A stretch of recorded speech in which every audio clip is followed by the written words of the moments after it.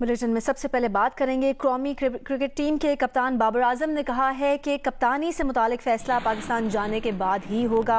कोलकाता में इंग्लैंड के खिलाफ मैच से कबल न्यूज़ कॉन्फ्रेंस में बाबर आजम ने कहा कि वर्ल्ड कप में उनकी कारकर्दगी ऐसी नहीं कि कप्तानी का फैसला करने का दबाव हो। कप्तानी करना एक चीज है और टीवी पर बैठकर बातें करना दूसरी चीज है। कौमी क्रिकेट टीम के कप्तान बाबर आजम ने कहा है कि कप्तानी से मुतालिक फैसला पाकिस्तान जाने के बाद ही होगा। पिछले 3 साल से मैं कप्तानी कर रहा हूँ, कभी ऐसा मुझे फील नहीं हुआ ना मुझे ऐसा हुआ, क्योंकि वर्ल्ड कप में हमने या मैंने परफॉर्मेंस ऐसी नहीं दी जिसकी वजह से लोग बैठ के कह रहे हैं कि मेरे ऊपर प्रेशर है। मशवरा वहाँ टीवी पे बैठ के ज़्यादा आसान होता है निस्बत आप किसी ने भी मशवरा देना, मैसेज भी कर सकते हैं। जब पाकिस्तान जाएंगे या इस मैच के बाद देखेंगे क्या सूरत हाल बनती है, लेकिन अभी इस चीज़ पे फोकस नहीं है, अभी अगले मैच पे फोकस है।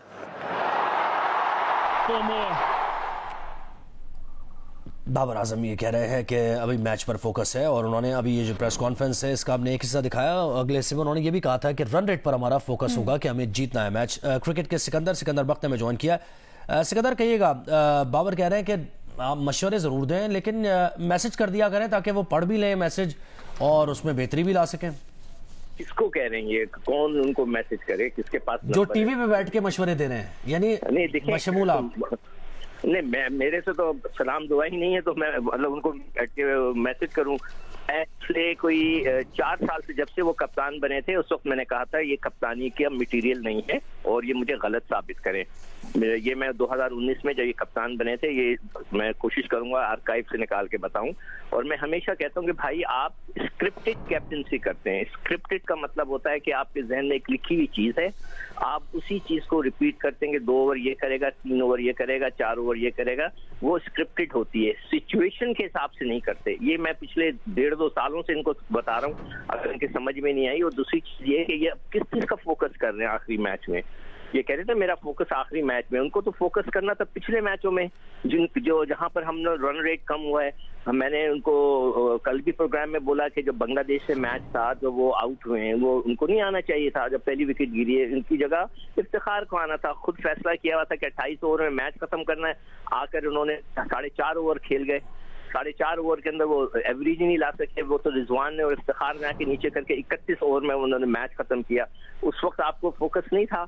उसके अलावा आज याया ने बड़ी अच्छी सारी डिटेल निकाल के बताई कि जो मैचेस में हमने अपने रन रेट को स्लो किया है उस वक्त किसी को ख्याल नहीं आया। अब वो फोकस कर रहे हैं आखिरी मैच में जबकि फोकस करने की जरूरत नहीं है। ये फैसले का वक्त है।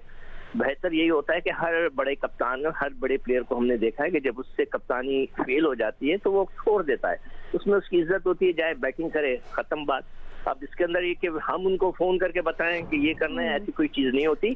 और जितने भी ये क्रिकेटर्स इस वक्त बैठे बातें कर रहे हैं ये सब मुझे क्रिटिसाइज करते थे, आज खुद बैठ के वही बातें कर रहे हैं। मजे की बात है, इंशाल्लाह 10, 15, 20 साल बाद ये भी बैठ के बातें कर रहे होंगे। वर्ल्ड कप में ये भी बाबर ने कहा है कि वर्ल्ड कप में उनकी इनफरादी कारकर्दगी इतनी बुरी नहीं है कि कप्तानी का फैसला करने का दबाव हो, तो उनकी कारकर्दगी को कैसे आप रेट करेंगे? देखिए उनकी कारकर्दगी, देखिए वो नंबर 1 प्लेयर थे रैंकिंग के अंदर, उसके हिसाब से क्या उनकी कारकर्दगी सही थी ये फैसला अवाम करेगी। दूसरा है कि जिस स्टाइल की क्रिकेट खेली गई है वर्ल्ड कप में, जो कि डिकॉक ने खेली, जो रविंद्रा ने खेली, जो क्लासन ने खेली, ये कल मैक्सवेल ने खेली, क्या उस क्लास की क्रिकेट उन्होंने खेली? नहीं, बिल्कुल ये तो वाज़ेह है, ये तो ये जिन्होंने मैचेस देखे हैं वाज़ेह तौर पर फर्क नजर आ रहा है। और वही जो एक क्रिकेट है कि बैटिंग विकेट पर आप 280 रन का टारगेट और टॉस के वक्त भी आप कहते हैं कि हम 280 रन बनाएंगे, तो ये जो है यहां हम लैग कर रहे हैं। बैट बहुत शुक्रिया क्रिकेट के सिकंदर वक्त ने हमें ज्वाइन किया। जाड़े की पहली बारिश ने लाहौर वालों को स्मॉग से आर्जी रिलीफ दे दिया है। लाहौर और गिरदोनवाह में सुबह होने वाली हल्की बारिश ने लाहौर की फजा को साफ और निखरा कर दिया है। लाहौर दुनिया के आलूदा तरीन शहरों में पहले से 13वें नंबर पर चला गया है। बारिश की वजह से रायविंड के तबलीगी इज्तिमा में शरीक अफराद को मुश्किलात का सामना करना पड़ा।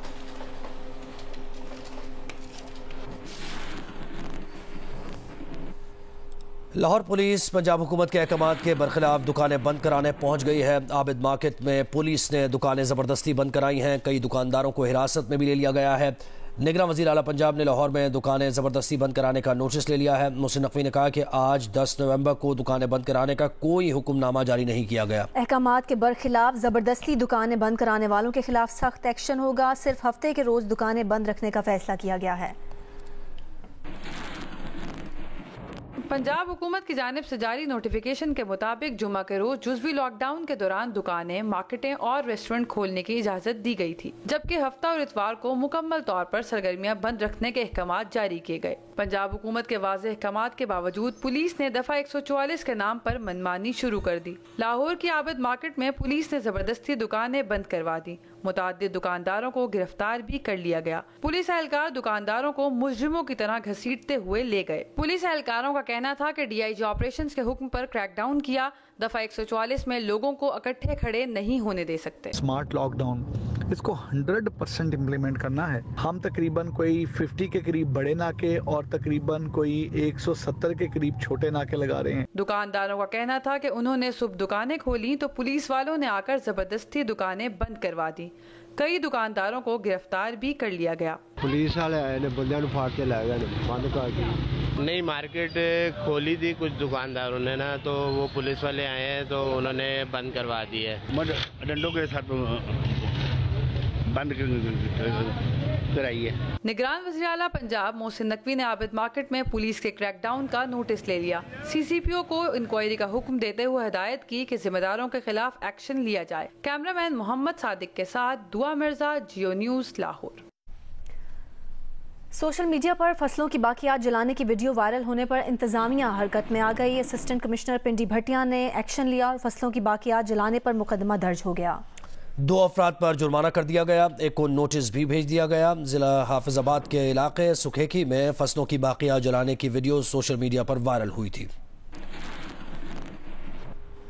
सुप्रीम जुडिशल काउंसिल में रेफरेंस का सामना करने वाले जस्टिस मुजाहिर नकवी ने सुप्रीम जुडिशल काउंसिल की तश्कील और अरकान पर एतराज उठा दिया है। नुमाइंदा जियो न्यूज़ मरियम नवाज ने हमें ज्वाइन किया है। मरियम, बताइए आपके पास क्या डिटेल्स है?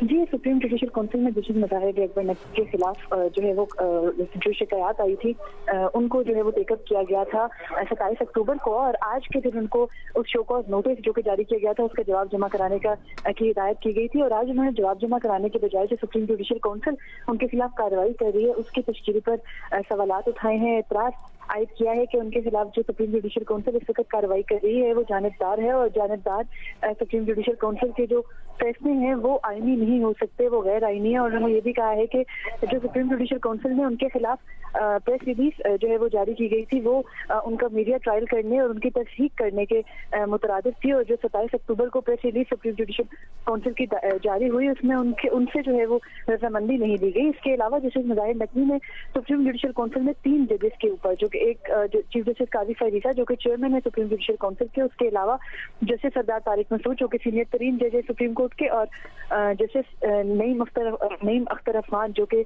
सीनियर जज हैं और बलूचिस्तान हाई कोर्ट के चीफ जस्टिस हैं, उनकी सुप्रीम जुडिशल काउंसिल में शमूलियत पर एतराज उठाया है। और ये कहा है कि जो चीफ जस्टिस काजी फरीसा और जस्टिस नईम अख्तर अफमान हैं वो दोनों ऑडियो लीक्स इंक्वायरी कमीशन का हिस्सा हैं, और जो ऑडियो लीक्स उनके सामने इंक्वायरी कमीशन में है उन्हीं ऑडियो लीक्स की बुनियाद के ऊपर जो है वो जस्टिस मुजाहिर नकवी के खिलाफ रेफरेंस भी जो है वो सुप्रीम जुडिशल काउंसिल में ज़ेरे इल्तवा है। इसलिए इन दोनों जजेस का जो है वो उनके खिलाफ कार्रवाई करने वाली जुडिशल काउंसिल का हिस्सा होना नहीं बनता। उसके अलावा उन्होंने ये भी कहा है कि चीफ जस्टिस काजी फरीसा और जस्टिस सरदार तारिक मसूद मुतअद्दिद बार सुप्रीम जुडिशल काउंसिल के रूल्स के ऊपर भी एतराज उठा चुके हैं, और एक दफा साबिक चीफ जस्टिस उमर अता बंदयाल को खत लिखकर ये पहले ही कह चुके हैं कि मेरे खिलाफ कार्रवाई होनी चाहिए। तो उनकी जुडिशल काउंसिल में मौजूदगी से जो उनके खिलाफ तमाम कार्रवाई होगी वो गैर आईनी होगी क्योंकि वो जानिबदार है। उन्होंने ये भी कहा है कि जस्टिस सरदार तारिक मसूद के खिलाफ भी शिकायत जो है वो सुप्रीम जुडिशल काउंसिल में पेंडिंग थी जब इसका 27 अक्टूबर को इजलास हुआ, और उस इजलास के अंदर जो जस्टिस सरदार तारिक मसूद की जो शिकायत थी उनके सामने जो है वो उनको सुना गया, और फिर उन शिकायत के ऊपर उनको शो कॉज नोटिस जो है वो जारी नहीं किया गया, बल्कि जो दरख्वास्त जो उनके खिलाफ शिकायत दायर करने वाली आमना मलिक हैं उनको ये कहा गया कि अगली जो सुप्रीम जुडिशल काउंसिल का इजलास होगा उसके अंदर पेश होकर वो अपनी शिकायत के ऊपर शवाहिद दें, और उसके अलावा वो अगली मीटिंग में खुद आए। उन्होंने कहा कि उनके साथ इम्तियाजी सलूक बरता जा रहा है क्योंकि जैसे सरदार तारिक मसूद जो कि उस वक्त उनके खिलाफ भी शिकायत थी उनको तो शो कॉज नोटिस नहीं जारी किया गया, लेकिन जैसे मुजाहिर नकवी को शो कॉज नोटिस जारी किया गया। उन्होंने कहा कि जो उनको जारी शो कॉज नोटिस है, ये गैर कानूनी है। और इसके अलावा जो सुप्रीम जुडिशल काउंसिल की कार्रवाई और प्रेस रिलीज जारी की गई थी वो भी गैर कानूनी है। और इस तमाम कार्रवाई के अंदर अभी तक वो ये नहीं समझते कि कुछ ऐसा जो है वो कानूनी था, या इस जो जानिबदार सुप्रीम जुडिशल काउंसिल है इसके जारी जानिबदार शो कॉज नोटिस का उनको जवाब देना चाहिए, इसलिए वो जवाब नहीं देंगे। जी बहुत शुक्रिया मरीम नवाज, आपने डिटेल दी इस सारे मामले की। सुप्रीम जुडिशल काउंसिल में रेफरेंस का सामना करने वाले जस्टिस मज़ाहिर नकवी ने सुप्रीम जुडिशल काउंसिल की तश्कील और अरकान पर एतराज़ उठा दिया है। वॉर रूम से ताज़ा तरीन अपडेट्स के साथ हाजिर हैं और अब तक की ताज़ा तरीन डेवलपमेंट आपसे बताएं। गजा के महसूर फ़लस्तीनियों के खिलाफ इस्राइली फ़ौज की जंगी जराइम 35वें रोज़ से जारी हैं और गजा सिटी के सबसे बड़े शिफा अस्पताल समेत कई अस्पतालों पर बमबारी का सिलसिला जारी है। इस्राइली फ़ौज की अलवूदा अस्पताल पर भी बमबारी हुई। अल-कुद्स अस्पताल और इंडोनेशियन अस्पताल के नज़दीक भी फ़ज़ाई हमले हुए। इस्राइली फ़ौज के फ़ज़ाई हमलों में शहीद फ़लस्तीनियों की तादाद 10,822 हो गई है। गजा के महसूर फ़लस्तीनियों के खिलाफ इस्राइली फ़ौज के जंगी जराइम 35वें रोज़ भी जारी है।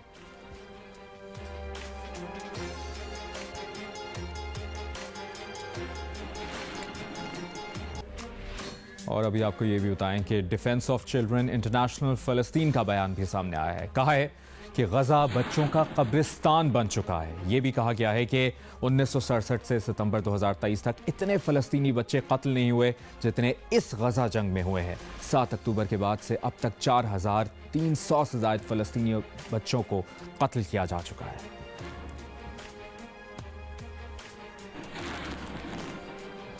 गजा वॉर रूम से ताज़ा तरीन अपडेट्स आपने जानी। आप जियो न्यूज़ के साथ रहिए।